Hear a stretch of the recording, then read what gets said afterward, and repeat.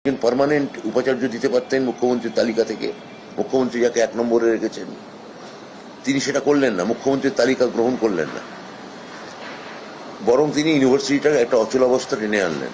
চাকরির মেয়াদ শেষে 4 দিন আগে যাদবপুর বিশ্ববিদ্যালয়ের ভারপ্রাপ্ত উপাচার্যের পদ থেকে ভাস্কর গুপ্তকে সরানো হয়েছে। আগামী 31শে মার্চ অধ্যাপক হিসেবে তার চাকরির মেয়াদ শেষ হওয়ার কথা। তার 4 দিন আগে 27শে মার্চ রাজভবন থেকে বিজ্ঞপ্তি জারি করে জানানো হয়েছে উপাচার্য পদে আর থাকছেন না ভাস্কর গুপ্ত। বিশ্ববিদ্যালয়ের আচার্য তথা রাজ্যপাল সিভি আনন্দ বোসের অনুমোদনেই এই বিজ্ঞপ্তি জারি করা হয়েছে। রাজভবনের বিজ্ঞপ্তিতে বলা হয়েছে 2024 সালের 20শে এপ্রিল অধ্যাপক ভাস্কর গুপ্তকে যাদবপুর বিশ্ববিদ্যালয়ের ভারপ্রাপ্ত উপাচার্যের যে দায়িত্ব দেওয়া হয়েছিল তা প্রত্যাহার করা হচ্ছে। এই বিজ্ঞপ্তি জারির সময় থেকেই তা কার্যকর হবে। উপাচার্যের দায়িত্ব থেকে আমাকে মুক্তি দেওয়া হয়েছে।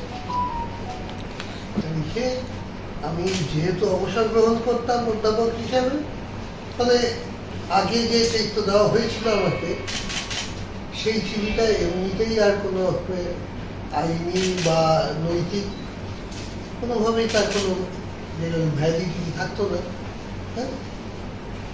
তার আগেই এরকম একটা ঘটে গেল ঘটনা।